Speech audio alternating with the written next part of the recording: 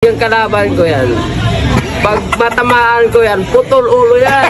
Yung mapagbibigyan ng galit ko sa binigay nila ni Babarum sa akin. Masasalo niya lahat yung galit at saka inis. Jean-Riel Cuadro Alas Casimero! Your son Ruque Camela! Lagi niyong sundan, huwag magpapahuli. Pag-usapan ni bakbakan. Ngayong Oktubre, isang panibagong kabanata ni Jean-Riel Casimero ang mapapanood ng mga Pinoy boxing fans.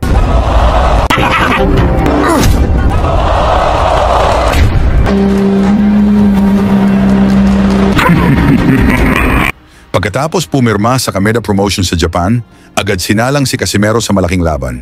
May record na 34 na panalo, 23 knockouts,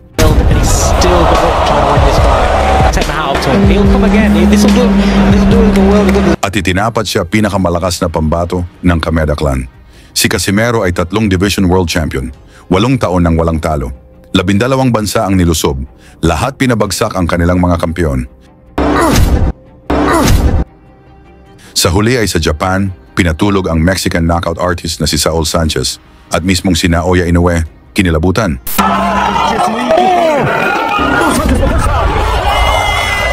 Mula noon, iwas na ang monster. Pati si Bob Arum ayaw nang makasagupa si Casimero. Ngayong Oktubre 25, 2025, nahaharapin ni Cuadro Alas ang malahiganting Hapon na si Kyunosuke Kameda. May kartadang 15 panalo, 9 na knockouts, 5 talampakan at 10 pulgada ang tangkad kontra sa 5 feet 4 inches na si Casimero.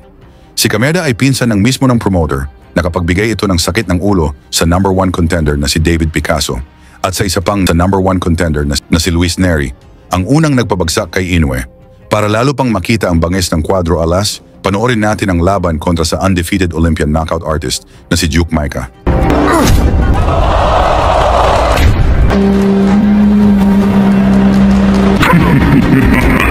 Dalawamput-apat na panalo, 19 na knockouts.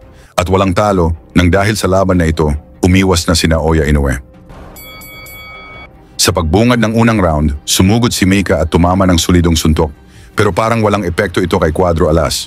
Bumawi si Casimero, umatake ng sunod-sunod at napaatras ang kampiyon mula Africa.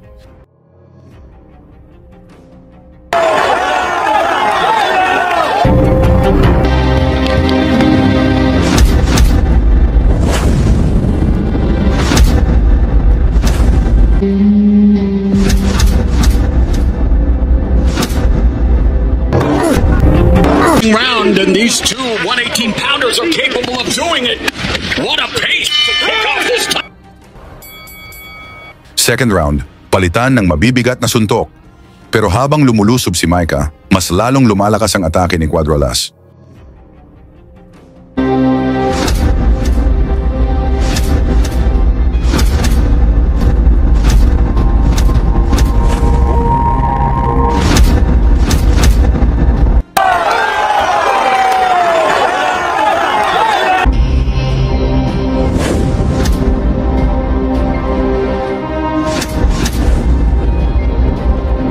Which it is.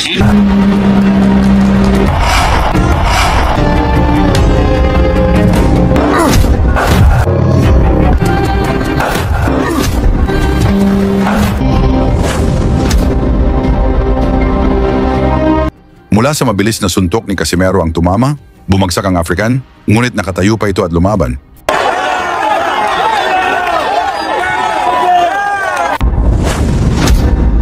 Talaga, ang puso nito pagdating sa laban. Dahil imbis na umatras dahil sa malalakas na tamang kanyang tinanggap, ay lalo pa nga itong sumusugod at talaga namang nakikipagsabayan sa ating bida. Naglabas pa ng dila si Mika na para bang inaasar nito si Casimero. Dito na niya matikman ang bagsik ni Alas. Sa ikatlong round, dito na tinapos ni Casimero ang maangas na si Mika.